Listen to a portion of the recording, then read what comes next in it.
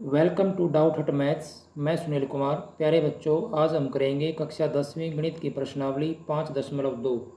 प्रश्न संख्या 1। निम्नलिखित सारणी में रिक्त स्थानों को भरिए जहां AP का प्रथम पद A, सार्व अंतर D और nवां पद AN है। इस क्वेश्चन के अंदर 5 पार्ट हैं। पांचों पार्ट को हम एक एक करके सॉल्व करेंगे। सबसे पहले जो फर्स्ट पार्ट है उसके अंदर हमें दिया हुआ है A 7 और D 3।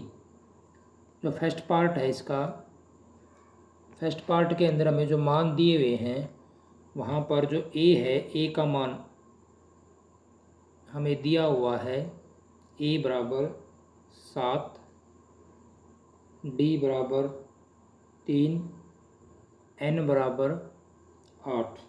हमें निकालना है इसके अंदर AN, यानी nवां पद हमें बताना है।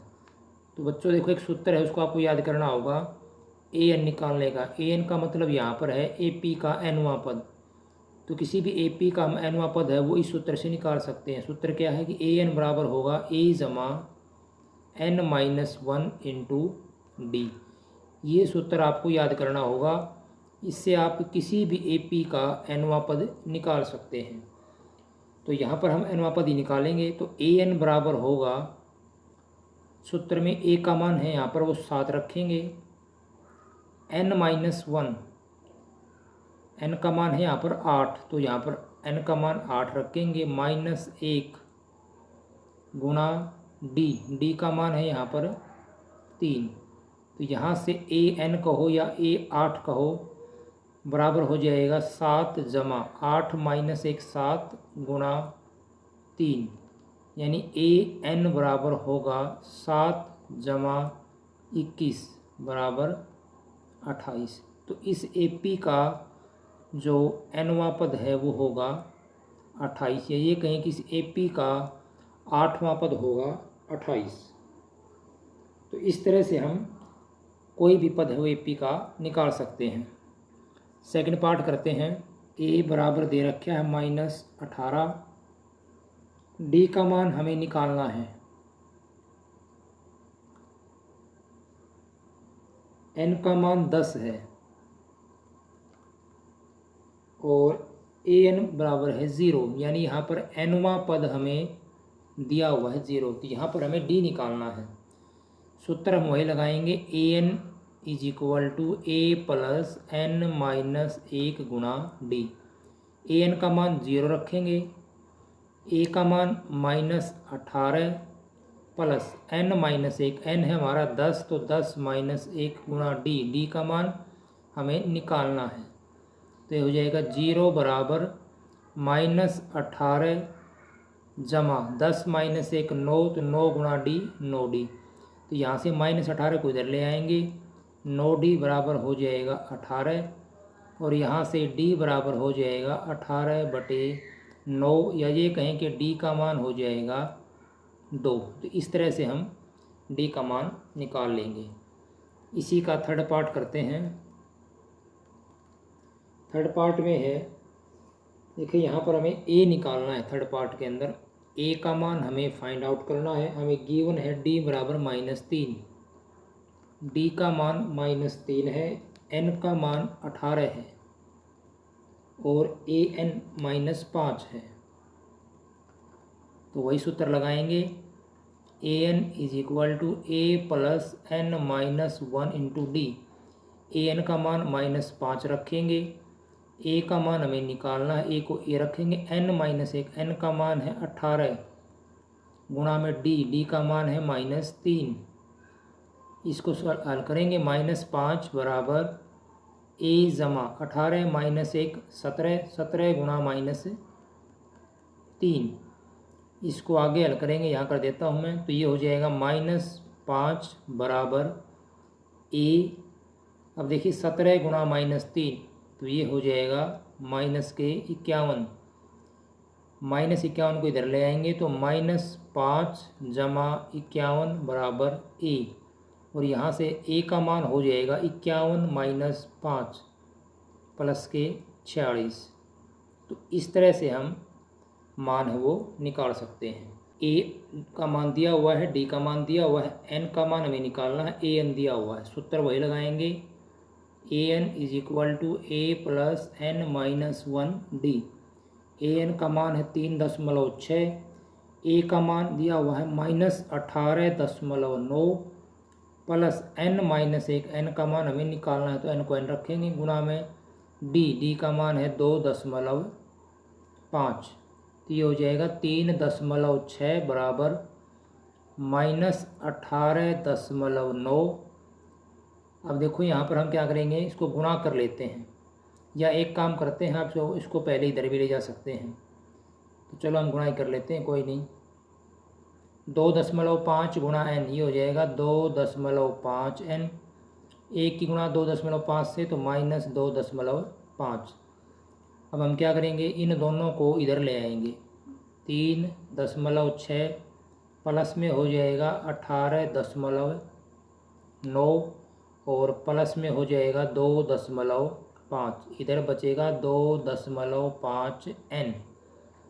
यहाँ से हम इनको जोड़ेंगे तो ये हो जाएगा हमारे पास 3.6 और 2.1, 6.1 जमा 18.9 बराबर 2.5 n।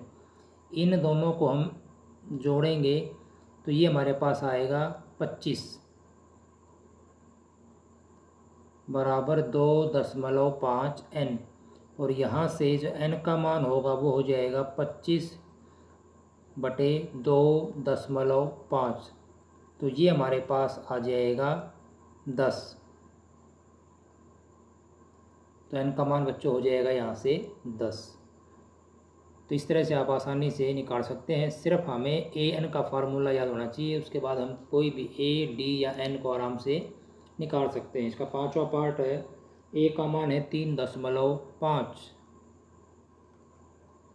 इसके बाद हमें डी दिया हुआ है 0, डी के बाद एन दिया हुआ है 105, एन की वैल्यू है 105 और हमें इसमें निकालना है ए एन की वैल्यू हमें फाइंड आउट करनी है। तो ए एन का जो फार्मूला है वो होता है A plus N minus 1 into D. तो ए एन निकालना है तो ए एन बराबर हो जाएगा ए का मान है 3.5 प्लस एन माइनस 1, एन है 105 माइनस 1 गुणा में डी का मान है 0।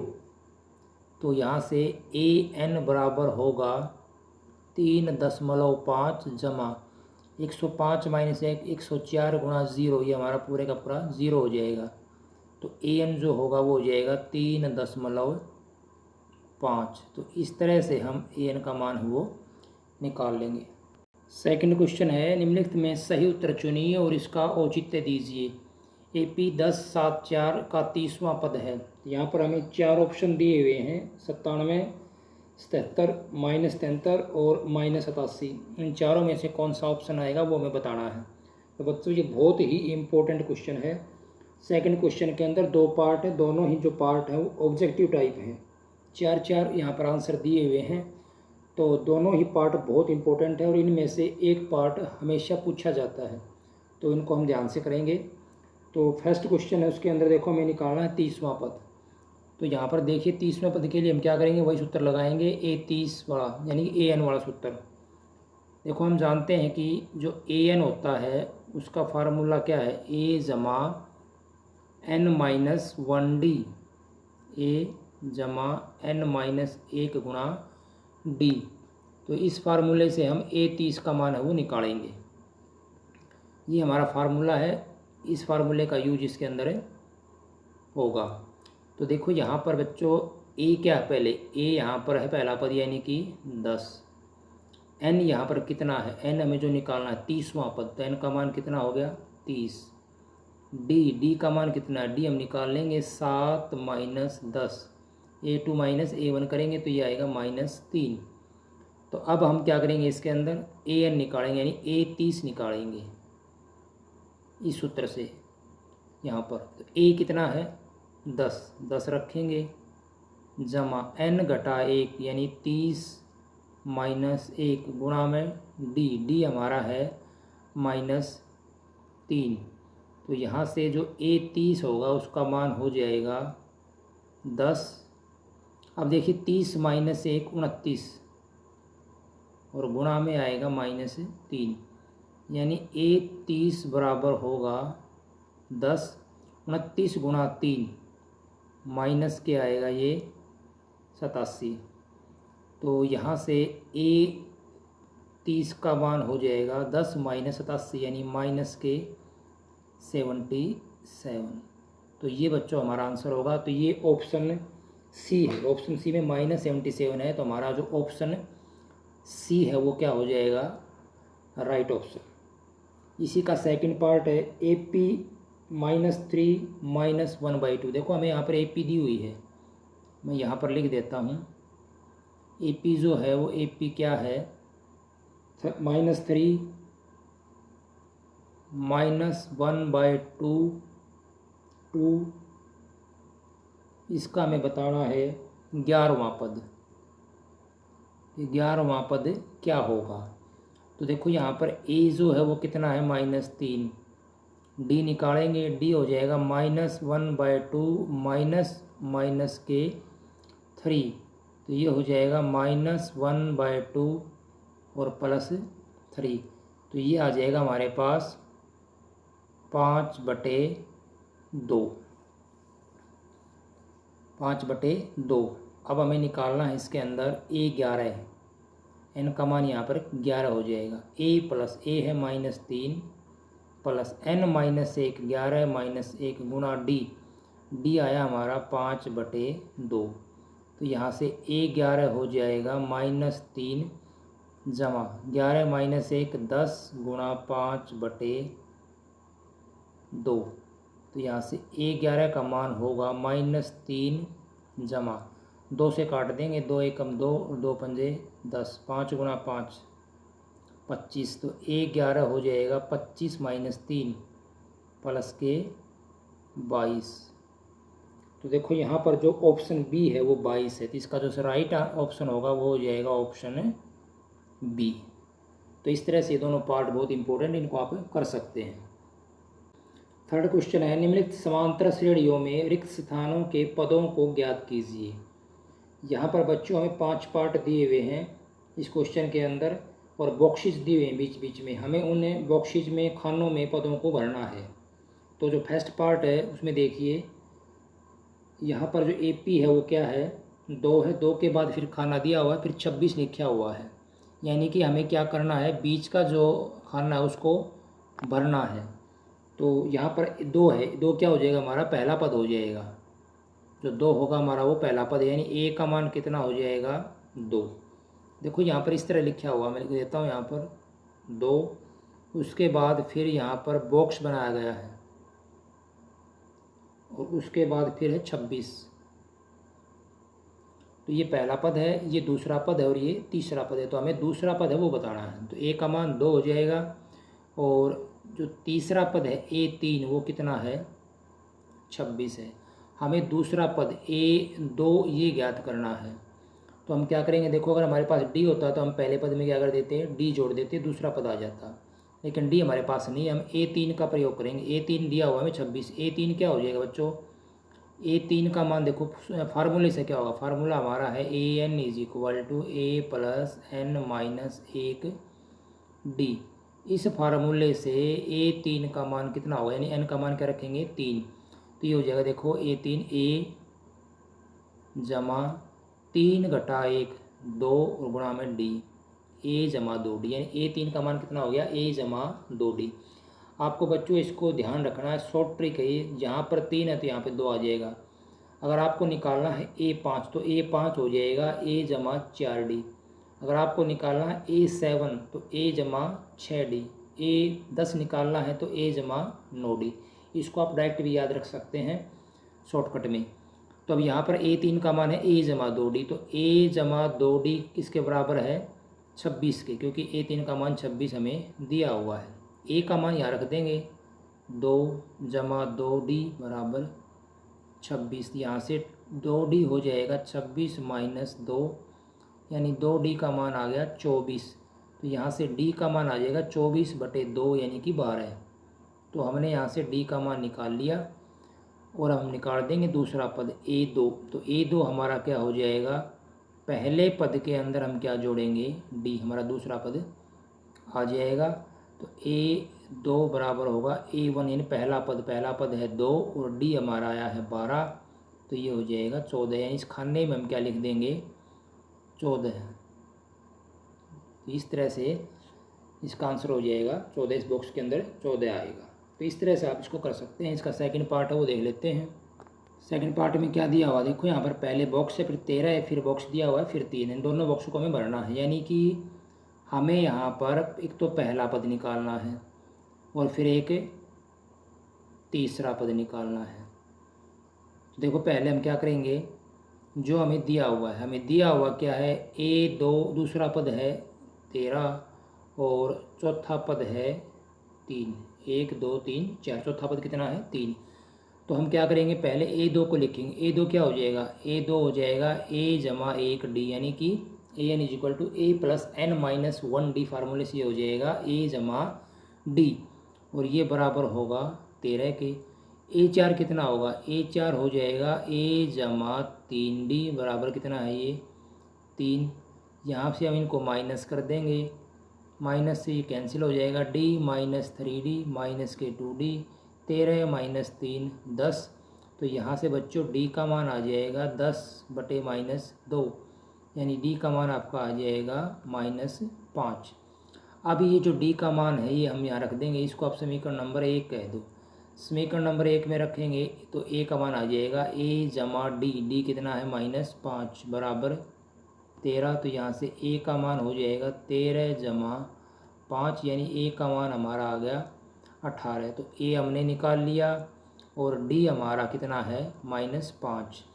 तो अब क्या करेंगे, हम पहला पद निकालना था हमें, तो पहला पद हमारा कितना आ गया 18। तो इसमें तो हम लिख देंगे कितना 18। इसके बाद तीसरा पद कैसे आएगा, मैंने आपको बताया था। तीसरा पद आपको निकालना है तो उससे पहले वाले दूसरे पद के अंदर हम क्या जोड़ देंगे, d। तो दूसरा पद हमारा है 13 और d का मान हमारा आ गया -5, तो ये हो जाएगा 8। तो ये जो पद है तीसरा, इसमें इस बॉक्स के अंदर आ जाएगा 8। तो इस तरह से हम इनको कर सकते हैं। थर्ड पार्ट है 5, फिर बॉक्स दे रखे है, फिर 9 से 1/2, यानी कि यहाँ पर हमें दिया हुआ क्या है, तो पहला पद दे रखे है हमें 5, हमें दूसरा और तीसरा पद है वो निकालना है, और चौथा पद हमें दिया हुआ है 9 सही 1/2। तो a4 क्या हो जाएगा, a4 फार्मूले से हो जाएगा a जमा 3d। तो a जमा 3d, यानी a4 का मान कितना दिया हुआ है 9 से 1/2, ये हो जाएगा 19/2। यहाँ से अब हम क्या करेंगे, देखो a का मान हमें पता है, a का मान रख दो यहाँ पर। a कितना है 5 जमा 3d बराबर 19/2। तो यहाँ से 3d बराबर हो जाएगा 19/2 -5। तो यहाँ से 3d बराबर एलसीएम आएगा 2, 19 माइनस 1 दूनी 2, यानी कि 10, 9/2। तो यहाँ से d का मान हो जाएगा 9/2 और नीचे आ जाएगा 3, ये 3 से 9 कट जाएगा 3/2। d का मान कितना आ गया 3/2। अब देखो d हमारे पास आ चुका है। अब हम निकाल लेंगे दूसरा पद, क्योंकि हमें दूसरा और तीसरा पद निकालना है। दूसरा पद क्या होगा, पहले पद के अंदर d जोड़ देंगे। तो पहला पद हमारा है 5 और d का मान आया है 3/2, तो ये हो जाएगा 13/2। इसी प्रकार a3 निकालने के लिए हम a2 के अंदर d का मान जोड़ेंगे। तो a3 हमारा हो जाएगा, a2 हमने अभी निकाला है 13/2, d का मान है 3/2। तो a3 हो जाएगा 16/2 या 8। तो इस तरह से हम a2 का और a3 का मान हो आराम से निकाल सकते हैं। तो a2 हमारा हो जाएगा 13/2 और a3 हो जाएगा 8। 3 बॉक्स के अंदर ही आ जाएगा। फोर्थ पार्ट है -4 और 6 बीच में 4 खाने दिए हुए हैं, यानी कि हमें दिया हुआ क्या है, एक तो पहला पद दिया हुआ है -4 और एक छठा पद दिया हुआ है a 6 के बराबर। हमें दूसरा, तीसरा, चौथा, पांचवा पद है वो निकालना है। तो दिया उसको लेके चलेंगे। पहले a6 क्या हो जाएगा, a जमा 5d, फार्मूले से an equal to a plus n-1d। तो a प्लस 5d यानी a6 किसके बराबर दिया हुआ है, 6 के बराबर। a का मान यहाँ पे रख देंगे, -4 जमा 5d बराबर 6। तो यहाँ से 5d बराबर 6 जमा 4 और 5d बराबर हो जाएगा 10 और d का मान यहाँ से आ जाएगा 10/5 यानी कि 2।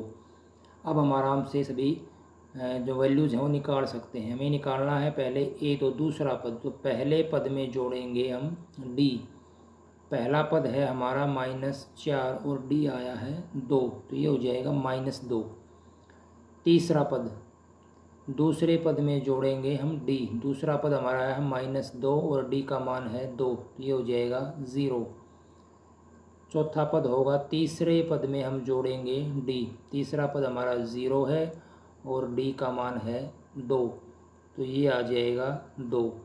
इसी प्रकार हम निकालेंगे पांचवा पद। चौथे पद के अंदर हम जोड़ देंगे d। चौथा पद हमारा देखो यहाँ से आया है 2 और d का मान भी कितना है 2, तो ये हो जाएगा 4। तो इस तरह से इन बॉक्सेस के अंदर पहले वाले बॉक्स में आ जाएगा -2, इसमें आ जाएगा 0 और इसमें आएगा 2 और इसमें आएगा 4।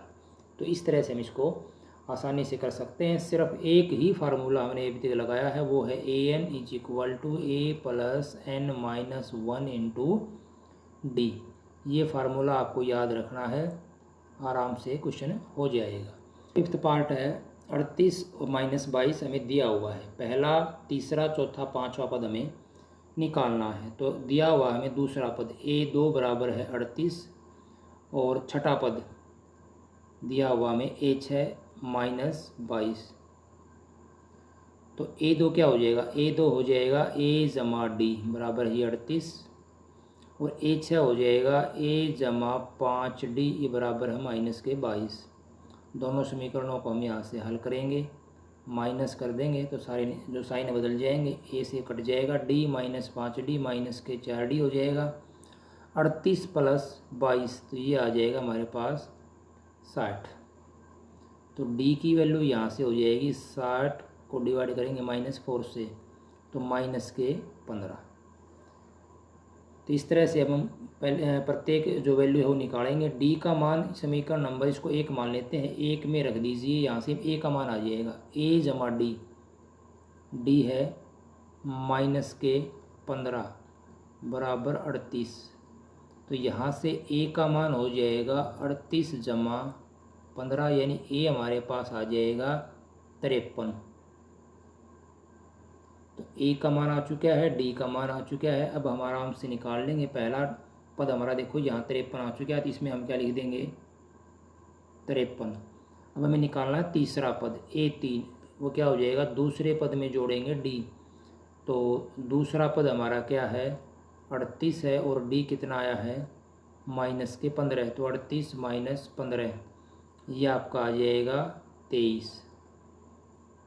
इसके बाद हम निकालेंगे चौथा पद। तीसरे पद में हम जोड़ेंगे d। तीसरा पद हमने अभी निकाला है 23 और d का मान है -15, तो ये आ जाएगा हमारा 8। अब निकालेंगे हम पांचवा पद। चौथे पद के अंदर d को ऐड करेंगे। चौथा पद हमने अभी निकाला है 8, उसमें जोड़ देंगे -15, तो ये आपका आ जाएगा -7। तो देखिए इस खाने में, तीसरे खाने यानी कि तीसरा पद हमारा कितना आया है 23, तो यहाँ पर हम लिख देंगे 23। चौथा पद यानी कि चौथे खाने में हमारा आएगा 8 और पांचवा खाना a यानी कि पांचवें खाने में a5 जो टर्म है वो हो जाएगी -7। तो इस तरह से हम इनको कर सकते हैं। तो प्यारे बच्चों, यहाँ पर हमारा जो थर्ड क्वेश्चन था वो कंप्लीट होता है। उम्मीद करता हूँ आपको ये क्वेश्चन अच्छे समझ में आ गया होगा। फिर भी अगर आपको कोई डाउट है तो आप मुझे कमेंट कर सकते हैं। धन्यवाद।